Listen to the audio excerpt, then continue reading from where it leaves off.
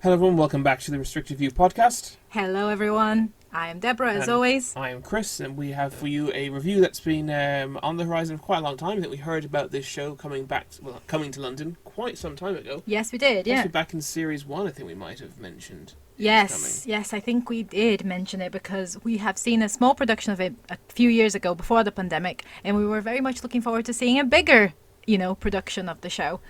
And this is the Glass Menagerie by Tennessee Williams. Yes, indeed. It's one of Deborah's favourite plays. Certainly by her favourite playwright. Definitely my favourite playwright, yes. Which I think, I don't remember if it was in your top 5 most anticipated shows, but I don't think it was announced when we did that list.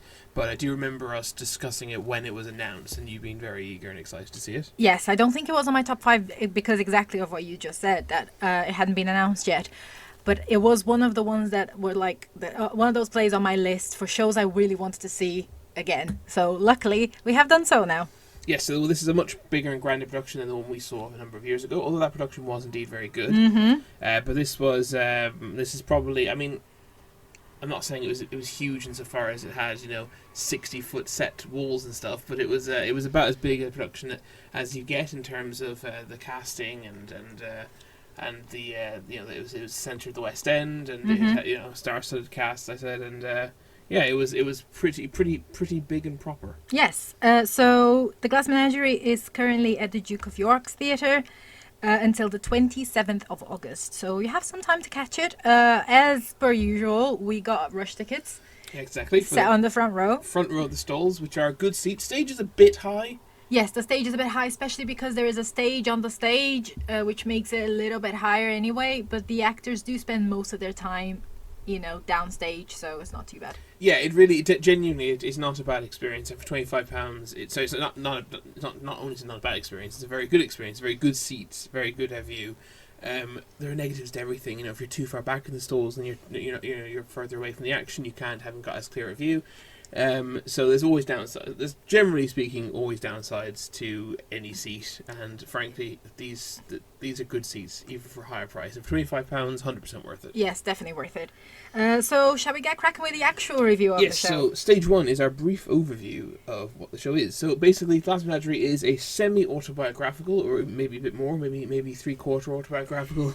Yes, I don't know very much about Tennessee Williams' life, other than, his actual name was Thomas. The main character is called Tom, so, He's a writer. Yeah, exactly. Yeah. Tom's an inspiring writer. Tennessee Williams was a writer. He had a close relationship with his sister, such as the character. Who had some sort of disability. Yes, although indeed. the disability has been changed from mental to physical. Mm-hmm. There's a couple of films based on the play. There are a couple of films. The play is actually from 44 or 45. It first opened in 1945. And wasn't it based upon a short story called The Gentleman Caller? Oh, it might have been indeed, actually. It was based on something called, I think it was a short story. Yes. And Tennessee Williams, as he did with many of his plays, adapted it himself into a screenplay. Mm-hmm. It's had 2 adaptations that I know of. To the cinema. To the what? To cinema. I thought you said to synonym. No, to the cinema. Yes, so 2 film adaptations. And so I know one was John Malkovich as Jim O'Connor.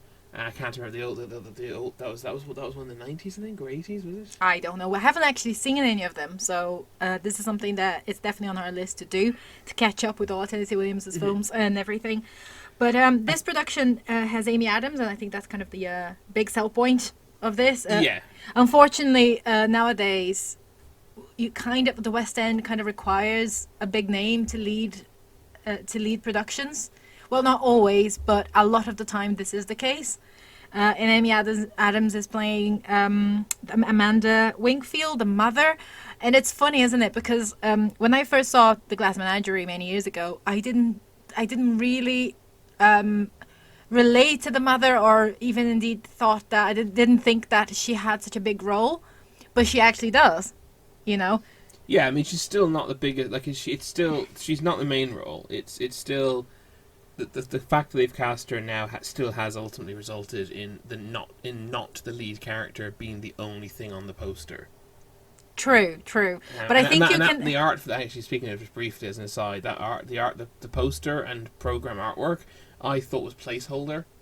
when it was first released. Oh, with just her face. It's just her yes, face with glass. and some like broken glass effects. And that's like a literal. That's not what the Glass Menagerie is referring to. Neither literally nor metaphorically.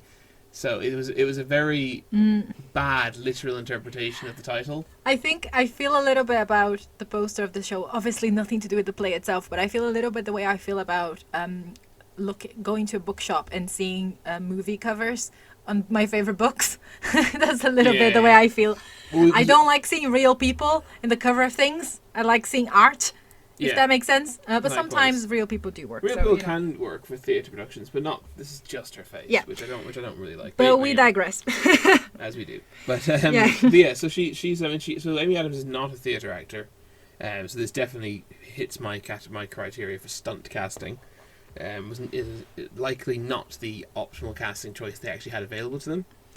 Well, in having said that, I think she was very good in the role. Yeah, I think she worked well. And I also appreciate the fact that they cast the mother at an appropriate age as well, because these shows tend to cast mother figures very old, like women in their 60s, when the children are 20 or so, which, I mean, it's unlikely the case now, but it was definitely not the case back in the 20s and 30s. Amy Adams is 47, I believe. I think that's exact right age to play the character. Yeah, no, I think she was well cast in that sense, and she did a good job. But at the end of the day, it is stunt casting, which I don't approve of. I'm sure there were plenty of very talented theatre actresses who would have quite liked to have played this role. But unfortunately we're not going to fix the problem of stunt casting in the West End from behind this microphone. No, and also if people don't go to shows with unknown actors. Yeah, well, producers are kind of pushed, so it does work. There was the one beside us who posted on Instagram. It's that she was very excited to see Amy Adams. I peeked at someone's phone. I did. Yes, I know. Very rude. In fairness, you can't help but look. That's why you turn your phones off in theaters. It's fine before the show, but because you can't help but look at the one bright glaring light. This is very true. Yeah, but anyway. I think it just works, and stunt casting in this particular sense, Amy Adams is a very good actress, so at least we didn't have that much of a problem. I mean, I don't know. We're very open to discussion on the kind of never-ending cycle of people want to see famous faces, people will not go see unknown people at the theater, unknown actors. Tickets don't sell, productions close early, and so on and so on. So I kind of understand why they have done this big casting. Mm-hmm. Tom Glencarney plays Tom. Yes, the main character. It's actually split into two parts. So an old Tom who is recounting the story, and a younger Tom who appears in the story. Yes. So Tom Glencarney plays a younger Tom. This is a directorial choice, by the way. This split in this cast is not in the script, and it's not in any version that we know of previously, although it may have been done before. Who knows? Tom Glencarney plays young Tom. The only thing I think we've seen him before. He plays, I can't remember the character, Christopher somebody in Tolkien. He's one of the what was Tolkien's gang club called? I can't remember. Oh yes. I will not remember it now. Oh my god! They had a fun club name, but the literary society anyway. The literary society that J.R.R. Tolkien was a member of in real life and at Oxford University. In his entourage of male friends, basically, is played. One of them is played by Tom Glencarney in the film Tolkien. We've seen that film. I believe he's in. I believe he was in Ferryman as well. Yes, he was in the Ferryman, both in the West End and Broadway. Yeah. So not a massively long or prolific career just yet, but a very impressive one. Yeah. And he's very one note in this, but very much deliberately, I think. Yes, I think that's kind of what the character requires. One note is not fair either. It's what the character requires, certainly when it's split into two. In that situation. Actually, one note's not right. I mean, he's quite single-minded. The character. Mm-hmm. His acting is not one note. That's a bad way of putting it, because that sounds negative, very negative. I think all the nuance of the character is brought in by Paul Hilton, who plays older Tom, and this older Tom has the benefit of hindsight. Yeah. And nostalgia, and he's looking at it through the lens of memory, and we all know how things change when we look at it through those lenses. So yeah, I thought both of them did a very good job. Yes, they did. Of playing Tom in different ways. Lizzie Annis plays Laura, or Laura as they were pronouncing it. I think that might have just been an accent. A heavy-handed attempt at a southern accent. Maybe I heard Lara every time, but it is I heard Laura. Laura and Lara, Okay. but never heard Laura. But anyway, Laura Wingfield is played by Lizzie Annis. This is her theatrical debut. She's got upcoming work in something in a Netflix show. I saw in her bio. But the note here is that Laura, the character, has a limp, I believe, is what it's all it's described as. Presumably as a result of a polio. Yes, especially because of some of the descriptions they use about her past. Like her brace, etc. Yeah.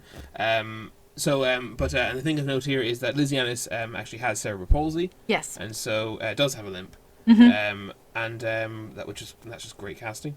Yeah, and it worked really well as well, especially because the descriptions, like the actual script, doesn't really say anything about anything kind of more mental or anything. But there are so many references to, and this is me quoting, a defect, right? I think she says that your sister's not crippled; she has a little defect. Yes, other characters use the word cripple, and including Laura herself, but the mother doesn't want that word used. Yeah, but it almost feels like there is something else to it. It's not just a limp.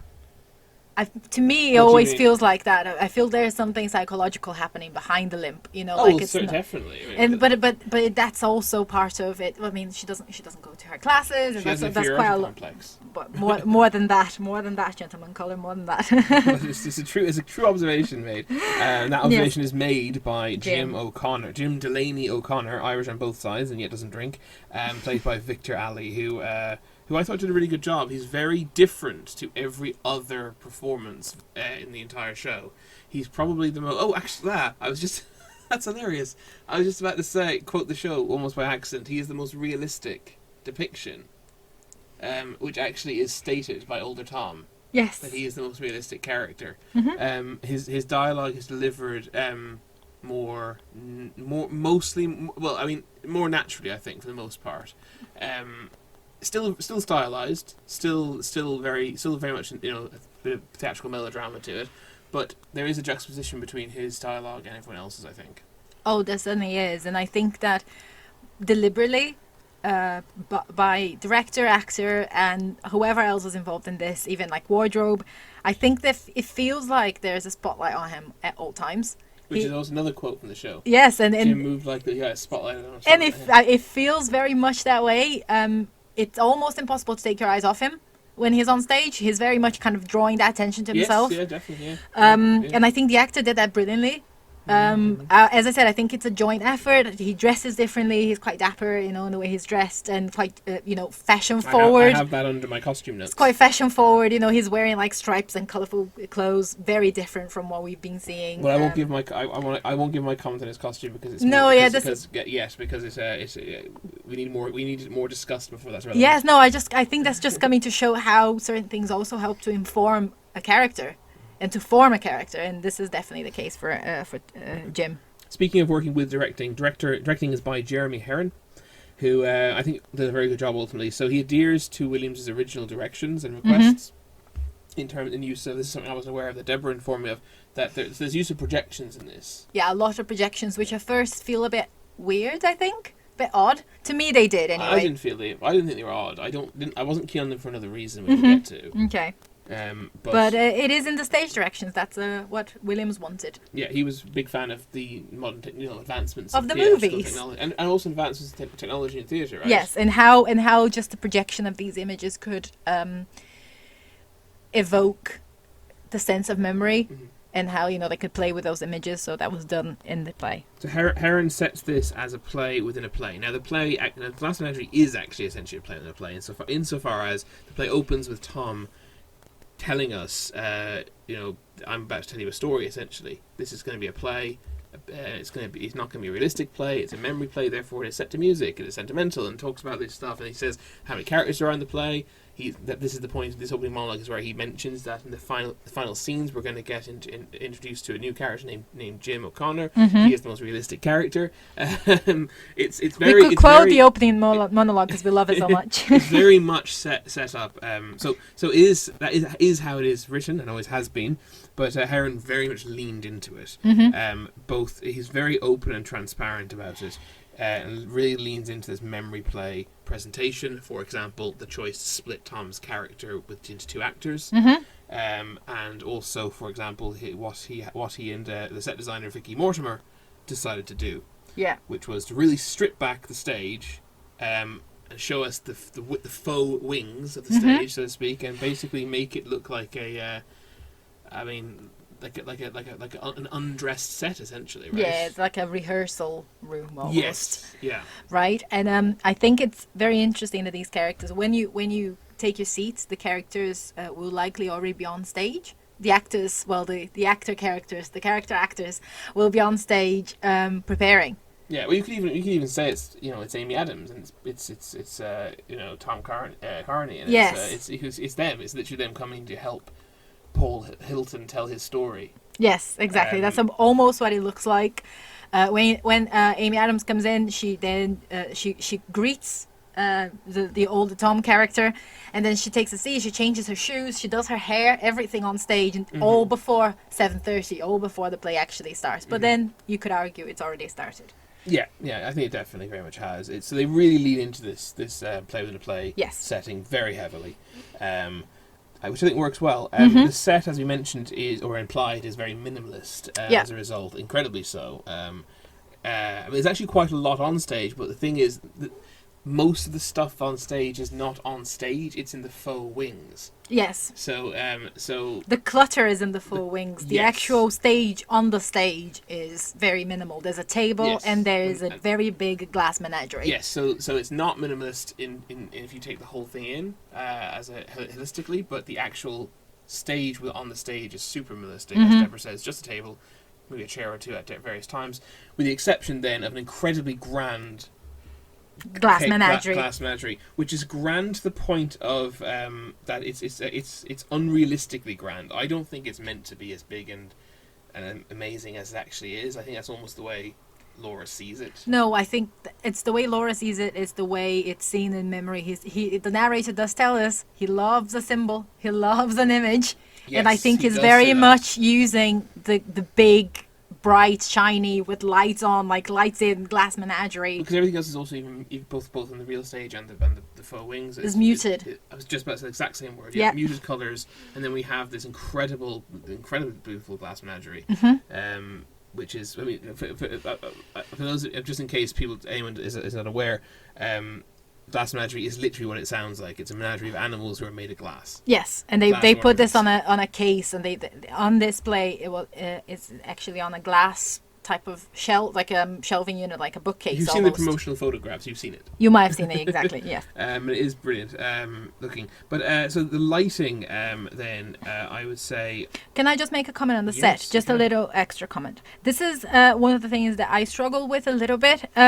Not the actual design of the set, but the fact that it is such a big set, because it is enormous and it has a really, really high ceiling, because obviously it's just the nature of the theatre.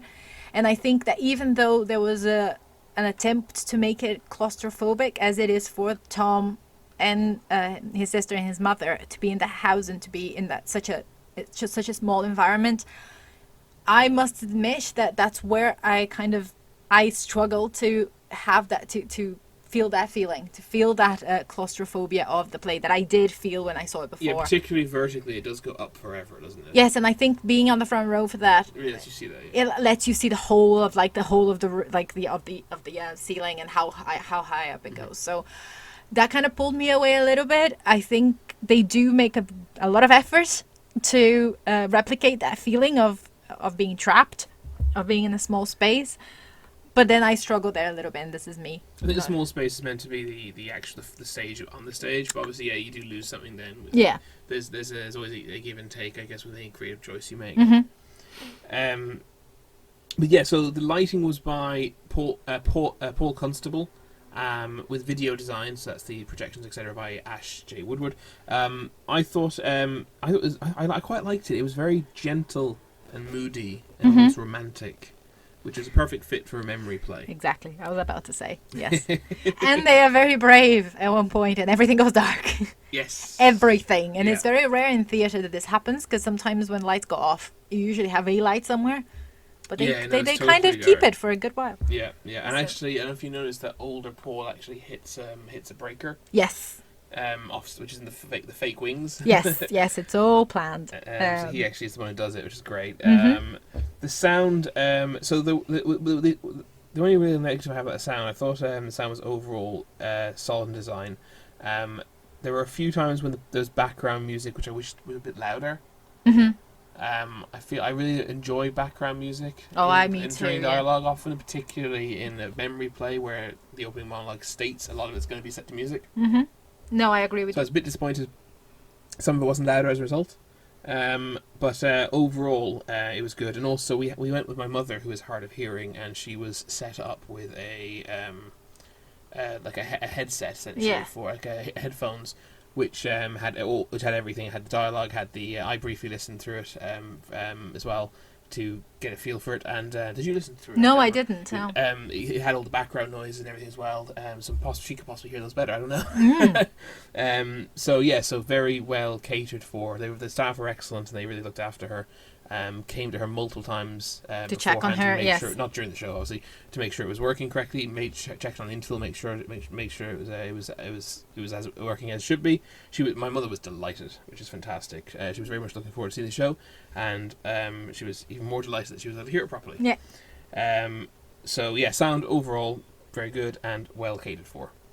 People of all hearing abilities.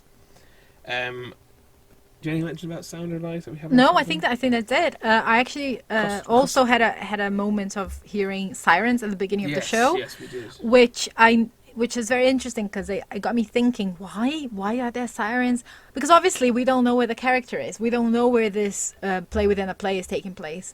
And to me, then I kind of made a leap. Not sure if I should have done, but I did. The play was written in 1944, so I kind of just assumed this is during the war. Well, there is some text, some support in the text for that. Yes, there's definitely some support. Yes, so I quite appreciated that. That's very small detail. That if it's the case, great. If not, then I'm just over reading. I think it just shows that the director Jeremy Heron kind of really had a clear vision, knew what he was doing, and kind of put it all together nicely. Costume. So Deborah, as you know, always has much more to say about costumes than I do. Do you want me to go ahead then? Well, I'll say the very brief thing I have, and then I'll just let you go for it. Okay. Costume designs by Edward K. Gibbon. The only thing of note that I really quite liked, things that are kind of worth talking about probably are Amy Adams' bridal style dress. But the thing I quite like, this is kind of about what I mentioned about Jim. That was the other thing. Old Tom is very haggard in his appearance, which I also found quite interesting. Yeah. About where on earth is he? Yep. But then Jim dresses for the job he wants, Yes. whereas Tom dresses for the job he has.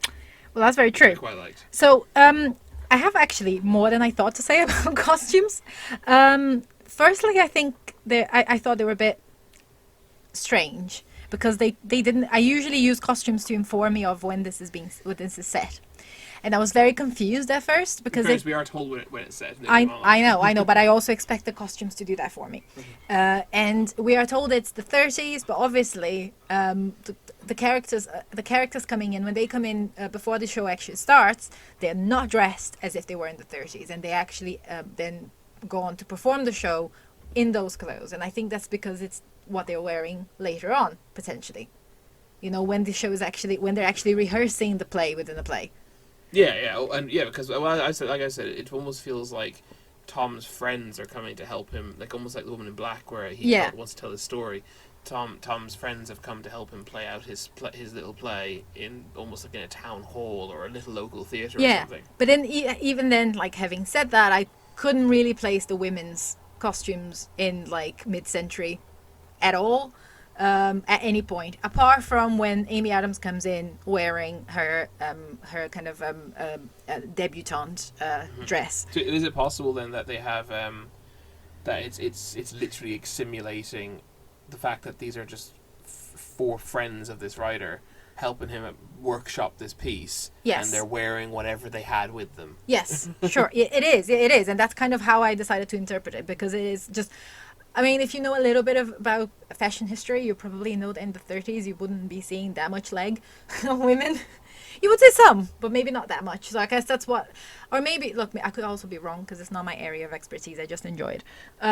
But yeah, but then I also agree with Chris regarding what he said about Jim and Tom and how they appear and how they come across. Actually, strangely enough then, and I think that makes total sense, Jim's character is the one who you would be able to possibly place in time with his costumes more easily. He is the most realistic character in the play. Exactly. So I think there's like kind of all makes sense. So I can't complain too much. And it does definitely work as the costumes help to kind of, tell the story in many ways. The mother with her debutante dress, it's ridiculous. It's a little bit sad, that like she's wearing that again. Mm-hmm. There's a kind of underlying sadness to it.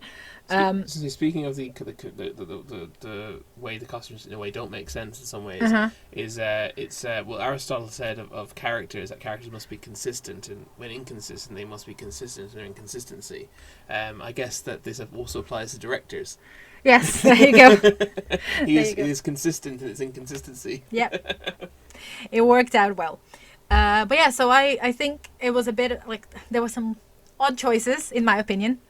But it works overall to represent what they're doing, because you kind of very much get the feeling that this is they're wearing the clothes they had. They came in to just kind of perform that play, to rehearse that play, to whatever they're doing to help their friends. So it works in that sense.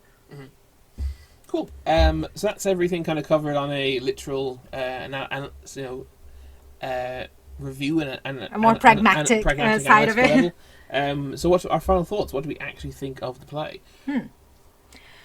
So, if you've been listening to this podcast for a while now, not this particular episode, but also in this episode, this has been mentioned, Tennessee Williams is my favorite playwright. I think he was just brilliant. He had a way with words and with people, and I think he can write women really well, which is, I mean, I'm sorry to say, still sometimes hard to see in men. So I think he does it really well, maybe even better than he writes men, but maybe Chris can be the judge of that. I think it's hard to judge to say he's better. I think he's equally good. I like his male characters. Yeah, I think he's very good at writing people.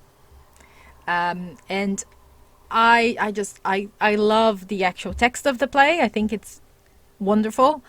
I love how it plays with reality and the way we remember things, and the kind of a sense of regret and how we could have been better, but also at the time we couldn't have. I think old Tom has very much that sense of like he wants to do better, and he's watching the play during a lot of it, and you can see that he gets frustrated with his old self for not having helped his sister, for example. He cringes at certain moments. He cringes at his own actions. And he almost actively tries to change some memories. And I think he does change some memories. Mm-hmm. I think some things are not as we hear them. There's a great bit where he, Amy Adams, combs his hair, the old Tom's hair. Mm-hmm. Because the old Tom interacts with them sometimes. He helps Laura get up when she falls at one point. He carries things for them. He combs her hair, and he's all giddy and boyish about having his hair combed. Mm-hmm. And then very next scene, she tries to comb young Tom's hair. And he finds it annoying. Mm-hmm. But there is a scene later on where she does comb his hair. Yes. And I think that's old Tom changing his making new memories. Yes. Almost very likely. You can certainly read it that way. He seems to remember his mother fondly. Mm-hmm. Even though at the time it's very clear that they didn't have a good relationship. No. I think that every character is unreliable in this. But then it's like unreliability on top of unreliability, because we're getting to know this story based on someone else's memory of it, rather than on each person's memory of their own version of this. So it's very interesting. There's a lot to talk about and analyze. I mean, Chris and I have been talking about the play for days now, and there's always another thing. I've sometimes just like remember a certain aspect of it, and we'll go back to it. I think there's a lot to look into. It's no wonder this play is so successful, because I think there's something for everyone in it. I think that is.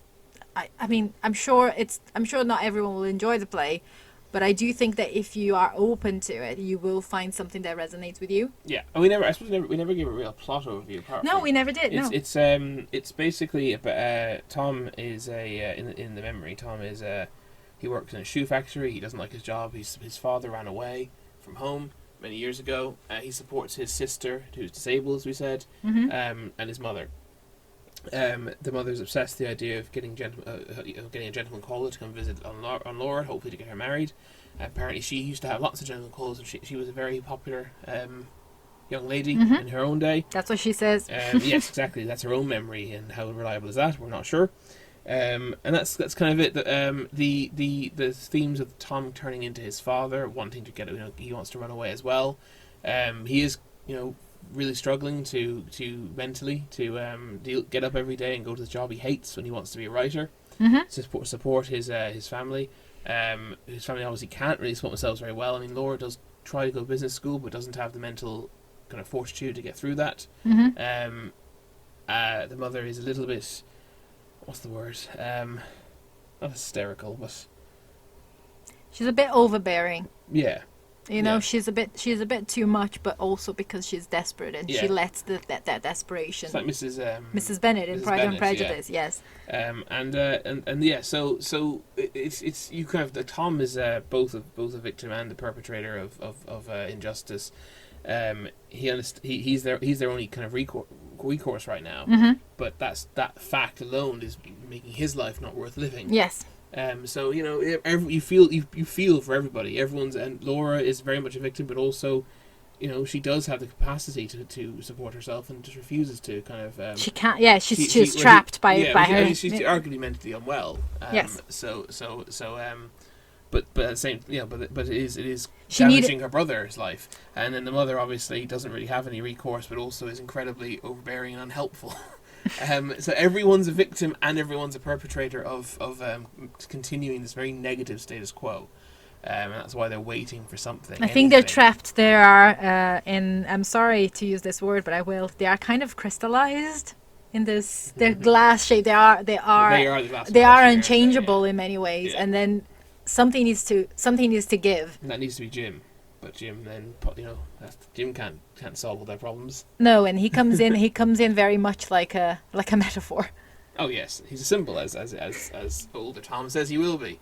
And then, so this is probably one of the major things with the set design I didn't like so much. In the opening monologue, Tom mentions there's a fifth character in the play. He's not seen the play, and that character is. Mr. Wingfield. Yeah, their father. But he does say he says his portrait is constantly above the mantle or something like that. It says he doesn't say this, but larger than life image hangs above the mantle. He does say above the mantle. Does he? Yeah. Definitely. That's the one section of the sentence I can remember very firmly. But so in the original production we saw there was a portrait of a man who looked quite a bit like Tom. Hanging at all times, omnipresent. That character is the most present character of all of them, frankly. And in this one, the photograph was done with a projection, and they kind of utilised that insofar as the projection. Every time the photo of him comes up, it is slightly altered depending on how they're referring to him and how they're remembering him, and it does become less clear. Yes, almost like the memory's fading, which changes colour a bit as well. So great ideas there. But the fact is, it's only visible for maybe 10%, if that, of the runtime of the show. Probably less actually.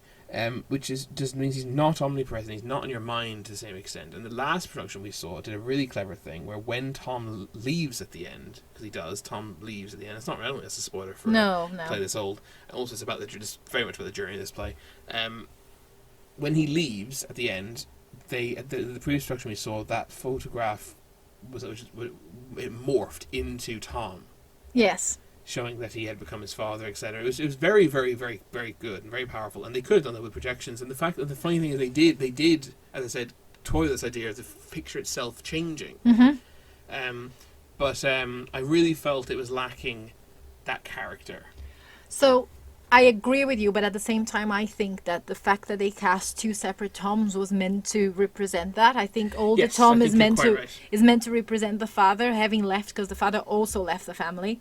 Yes, the same way the photo was omnipresent, older Tom was omnipresent in this one. Yes, and kind of living with his regrets, or maybe not regrets, because I mean, if he couldn't really have stayed and kind of lived, and so I think that's what they were trying to do. However, I think we are kind of spoiled by our previous experience, which was so good in that sense. I think he did such a good job of having that picture there and then it morphing into Tom's photo, and that other production as well. It only had one character playing older and younger Tom, or just which is Tom. Which is how it's written. Yeah. So I think that they kind of made it very physical. Then when they changed the image, it became very kind of very obvious. But I do think that the presence of the older actor is meant to represent the father. He is there as he is the fifth character, as he mentions. I think you're right. I think it is meant to, and I must say I do like Tom being split into two characters, but I also prefer the use of an omnipresent actual photograph to represent that fifth character, because I characters, some of the best characters in stories never appear. Yeah, no, and I agree. Godot for one. I do think that there is it's missing a link, I think, between the figure of the father and older Tom. I think something is missing there that the other production we saw kind of managed to link with the picture on the wall. That this one didn't, even though I do think that, as I said, older Tom is meant to represent the father having left as well. Something is missing there to create that click moment of like, this is the father all the time. Not that it is the father, like, but that he is representing that. So I think there is something missing there. Yeah. But that whole idea, that whole theme of Tom turning into his father is a wonderful theme, and there's stellar writing throughout. The imagery of the unicorn losing its horn, becoming like the other horses, which is the unicorn was one of the glass pieces, and that kind of I see that as a representation of lore. I think you said this after the first show that it's an obvious reading, obviously, but you were the first of us to say it. Back after the first time we saw it, it was how do you describe it? She's not special. Yeah. Because even though she feels she has an inferiority complex, as Jim would say, there is something that you kind of feel a little special for being different. Yeah, it shatters that illusion. That illusion of that she has these problems and these difficulties and these challenges, but and that's why she can't do things. And yeah, exactly. Right? And using that as a defense and as an excuse, it kind of shatters that a little bit. I think Jim does her a lot of good. Yeah, and I was also thinking, I don't think I mentioned this to you, but I was wondering why she gave Jim the broken unicorn. Yeah. And to me now, this is not by no means a final conclusion, but I think there is an aspect of, obviously the family are this glass menagerie. They are trapped in a display case of sorts. Jim is a visitor. He takes a souvenir. He comes. He makes some changes. He refers to it as a souvenir as well. She refers to it. Take it as a souvenir. Yeah, he does as well. He says, "I'm going to treasure that souvenir." Yes, and then he takes it away and he leaves and he won't come back. A bit like visitors do to certain places. You go and see it once and you leave. Yeah. And so I think there's this sense of them very much being a kind of human zoo almost. Yeah, of course they are. The Glass Menagerie. Exactly. So I think that's what the giving it to him means, in my opinion. It means what? I didn't really follow. It means the final kind of conclusion of that explanation. It represents what? It highlights the fact that they are. It highlights that fact. Yeah. Sure. Yeah. I mean, yeah, exactly. And then it also has the literal meaning of. It's also literally. I think she is appreciative of him. Yes, of course. Yeah. There's a thank you and there's the gratitude behind that. And it's giving a piece of her to him. He gave her a piece of him, I guess, in a way. Or you could also read it, and this is a lot more depressing, I think, that she is kind of giving herself to him. She will never forget him, and she will never move on. Well, I think there's possibly an element of that. But whilst that would be the main and most interesting plot point of an inferior play, that's by far that's almost not worth considering in this. That's very true. But in Tennessee Williams does not give you easy answers, even though I think his plays are often. They're not difficult to watch. They're simple. They're simple, They're very simple. Yeah. I mean, that's not a complicated metaphor. The unicorn losing his horn. I mean, she even says now he's like the other horses. It's not complicated. It's just very powerful and beautiful, and so well executed as well. Yes. But yeah, so there's so much. We got that imagery. We got those themes we talked about. Got those metaphors we talked about. We got the opening monologue, which we alluded to. Yeah. Which is just one of the best opening monologues in theatre. If you don't know it, go and Google it now. Yeah, the closing monologue is superb as well. Yes. And delivered incredibly well in this particular production. And I think the closing monologue actually hit better than in this production than the original production. Than the original, yeah. Absolutely. Despite the lack of the visual transformation of the portrait. Even the fact the portrait isn't present at the end was a bit odd to me. I agree with you, yes. I think he should have been there. But then again, I think it's older Tom, so... Yeah, that's my most major criticism. But yes, I think you're absolutely correct in what you say there. So yeah. Older Tom. I still think my main criticism is still the size of the stage, but I don't know what they could have done about it. I agree with that as well. I do agree with that as well. But yeah, so mostly high praise. With a few little bits of... a few little nitpicks.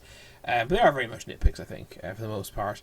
Unfortunately, despite the glowing praise, unfortunately for the Glass Menagerie, we don't do star ratings here on the Restricted View podcast. But if we were to do star ratings, we were to break the mold and kind of go crazy and start doing them, what would you give it? I think this is a 5-star script, but a 4-star production. What does that equal? A 4-star production. Oh, sorry. I thought you meant okay. I guess so. I thought you were saying like 5-star script, 4-star. No. I think the actual material is 5-star standing ovation, many stars above it. It's just brilliant. You didn't stand. I did not stand. No, and I think there were a few things missing, and I think maybe the intimacy of the setting was one of them that really hit me. I really missed that. I think I agree with you. The father thing also kind of comes into it. So I think there were a few things that could have been done better. It's hard to put my finger on it. I think it could have. I don't know. But it's a 4-star. Yeah. Yeah. Well, this is quite unusual. But I understand why it's going to have happened on this production, or rather this show. I'm going to give it 5 stars. And as I say, it's your favorite playwright, so you're going to be harsher. Yes. And I don't get me wrong, it's not a 5-star standing ovation. I also did not give it a standing ovation, and it is getting 5 as opposed to 4, quite narrowly, I must admit. However, it's the attempt in me to be as what's the word, objective as possible. Mm-hmm. Obviously, that's not it's impossible to give purely unbiased reviews, and any reviewer who says otherwise is by definition incredibly subjective reviewer, and you shouldn't listen to a word they say. You cannot give completely unbiased reviews. But my attempt to do the best I can means I have to give it 5, I think, because I really, really appreciate what I perceive to be a very, very clear vision in the director, which was fully realised. There was definitely a clear vision that they executed really, really well. Yeah, and I think just the fact that alone and the cohesion with which all the other elements kind of came together in unison to successfully successfully realize that vision is very impressive and worthy of commendation in and of itself. And I think that pushes it up to the 5th star for me. Oh, that's impressive. Usually the harsher one. Yeah, well, exactly. That's why it's this unusual. But I think it makes sense that that your favorite playwright is the one where this could happen. Yes, it does make sense, and I think that there's an element of bias to you that which makes perfect sense. There is always an element of bias, and there's always an element of very much emotional and visceral reaction with these things. And sometimes it's hard to explain, even though you have rationalized it to the point of like, oh, everything is great, and yet, and I think that's what art does. Sometimes everything is exactly like it's 100%, but and somehow the sum of the parts that are all 100 is like 95. So it does happen. Yeah, and sometimes the opposite happens as well. Oh, definitely, yeah, absolutely. So yeah, that's it, I think. So there you go, 4 and 5 stars respectively. Definitely a recommendation from Restricted. Oh yeah, absolutely. Go see it. Go see £25 for the front row of the stalls on Rush tickets on Today Tix. Definitely worth it. It is playing until I've forgotten the date. I believe it's the 27th of August, but I also lost it. The reason she says I believe is because she's currently scrambling through her notes. Shh, don't tell them. Don't tell them. It's 27th of August. Yes, I was right. Yeah, Saturday 27th of August. There you go. Apparently there are tickets available from £20, so you can just book directly, but we highly recommend you use rush tickets if you can, obviously if you're in London, if it's easy for you to get to the theatre on the day, because they are really good seats for £25. Yeah, exactly. So thank you ever so much for listening. As always, we caught up on our reviews and are now somehow immediately several shows behind again. So we will have another review for you next week. In the meantime, please do, if you're listening to this on YouTube, please do like that smash button and smash that like button. Give a comment below. I know, as I say every time, I know very few of you are listening on YouTube, but if you are one of the few, please do subscribe. And as I said, like and comment. And if you're listening, like most people on the podcast, then please do head over to to the podcast version. Then please do head over to Instagram and give a like to the episode's photo and all the other photos too. All the photos too, like all the reels, etc. And tell a friend. And comment. Do please comment on this episode's photograph and let us know what you thought of the Glass Menagerie. What do you think of Amy Adams' casting? Have you seen the Glass Menagerie before? Have you seen a different production? Have you seen this production? Have you seen the films? Yes. Exactly. Are you a Tennessee Williams fan? Oh. Would you give it 5 stars or 4 stars? That's what I want to know. Or less. Who knows? Reviewers in general have been quite mixed as far as I understand. So. Oh yes, I actually haven't really read. Generally try to avoid reviews until we've done our own reviews, but obviously not always fully successfully. But this time I don't think I've seen any star ratings for this one. And yet they gave 5 stars to Jerusalem. You know what do they know? Yes, go back and listen to our last episode where we trash on Jerusalem for half an hour, which not for the sake of being contrary, as some may believe. But yeah, so yes, thank you so much for listening, and we will catch you guys next week. And remember, in the meantime, be it Tennessee Williams or not, make sure you do indeed see more shows. Bye bye.